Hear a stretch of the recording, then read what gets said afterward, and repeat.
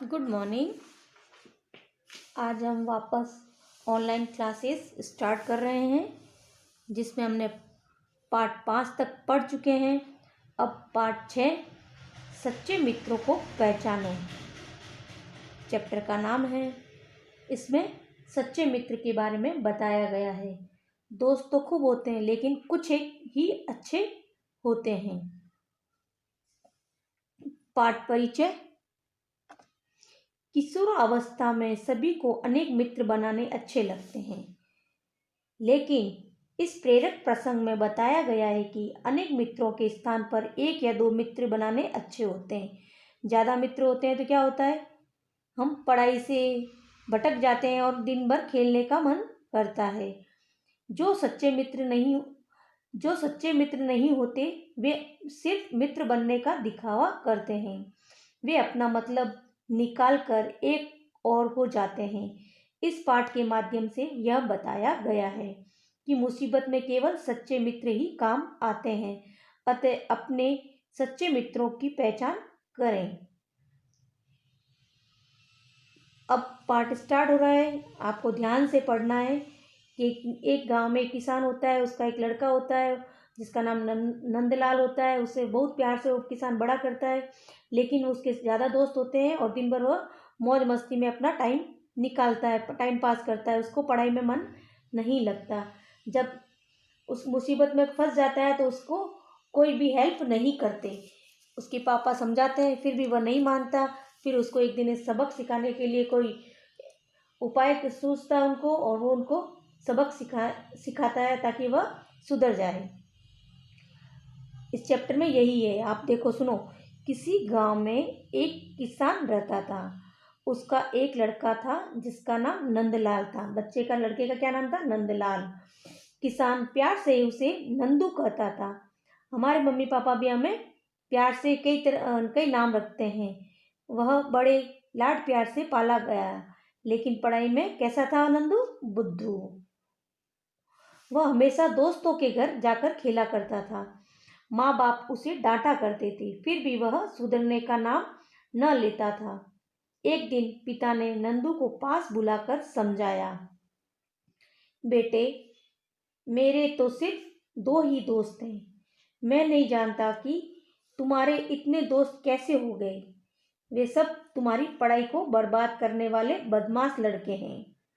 लेकिन दुख में एक भी दोस्त मदद करने वाला नहीं है। तुम इन लोगों की बातों में आकर अपने भविष्य को मत बिगाड़ो। ये पापा अपने बेटे को समझा रहे हैं, नंदू को समझा रहे हैं, लेकिन नंदू है जो नहीं समझ रहा है। अपने पिता की बातें सुनकर नंदू गुस्से में आ गया और बोला, बाबूजी, आपके सिर्फ दो ही दोस्त हैं, मेरे तो 50-60 दोस्त हैं। जरूरत पड़ने पर वे सब मेरे वास्ते जान तक देने को तैयार हैं। यानी वो बोल रहा है मेरे दोस्त बहुत अच्छे हैं और वो मेरे लिए जान तक भी दे सकते हैं, पर लेकिन ऐसा नहीं होगा। देखो, लड़की की मूर्खता पर उसके पिता को हंसी आ गई। उन्होंने कहा, अच्छी बात है, चलो हम तुम्हारे और अपने दोस्तों की परीक्षा लेंगे। हम तुम्हारे और अपने दोस्तों की क्या लेंगे? परीक्षा। इसके बाद पिता अपने बेटे को साथ लेकर उसके दोस्तों के पास गए और उनसे बोले, बेटे, तुम लोग मेरे बेटे के प्राण प्रिय मित्र हो। मेरे लड़के ने आज सुबह गुस्से में आकर एक आदमी को लाठी से मार डाला है। अब इसे तुम लोगों को बचाना होगा। यानी ये झूठ बोल रहा है उनकी परीक्षा लेने के लिए कि मेरे बेटे ने एक आदमी को लाठी से मार दिया है और तुम्हें उसको बचाना है। यह बात सुनकर नंदू के कुछ दोस्त बोले, नंदू हमारा दोस्त नहीं है। देख लो, पहले मैं इससे बोल दिया नंदू मेरा दोस्त नहीं है। थोड़ी जान पहचान हो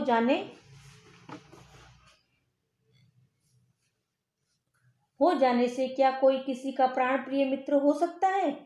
उसने किसी को मारा तो उसका दंड उसे ही भोगना होगा।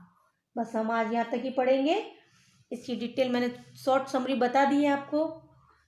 और अब आपको क्या करना होगा, पार्ट 6 सच्चे मित्रों को पहचानो, नाम डाल के फिर शब्दार्थ करोगे। प्राण प्रिय यानी प्राणों से प्यारा, प्रार्थना यानी विनती, आफत यानी मुसीबत, अचरज यानी आश्चर्य या अनोखा।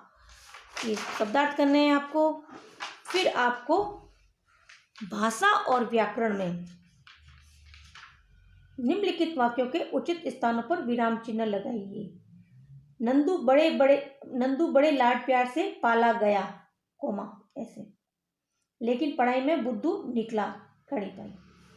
कुछ लड़कों ने कहा, ऐसे डैश, फिर ये इन्वर्टेड कोमा, ऊपर भी ऐसे 2 कोमा, अजी हम आपके लड़के को जानते ही नहीं, फिर ऐसे और ये ऐसे।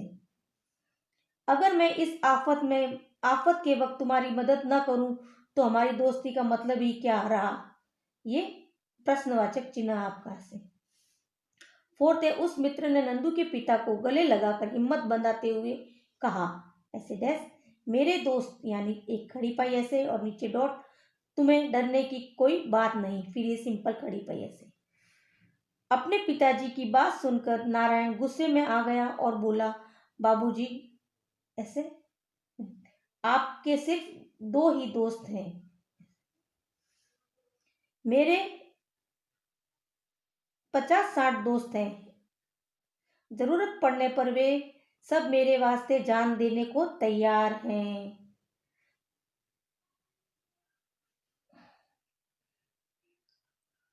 ओके, ये और फिर ख, निम्नलिखित शब्दों की शुद्ध वर्तनी लिखनी है। ये गलत लिखा हुआ है, उसको ढंग से लिखना है आपको। नाराज, नाराज, लड़ाई, लड़ाई, परमात्मा, परमात्मा, क्रिया, क्रिया, प्रणाम, प्रणाम, बढ़ाई, पढ़ाई, पढ़ाई, सामाजिक, सामाजिक, बीवी, बीवी, ये सेम होगा। ओके, आपका होमवर्क होगा ये, डेट डालोगे, 1 तारीख को अपना काम है ये, 2020, 1 दिसंबर 2020, क और ख, ये हमारा होमवर्क होगा और साथ में शब्दार्थ करने हैं। ओके।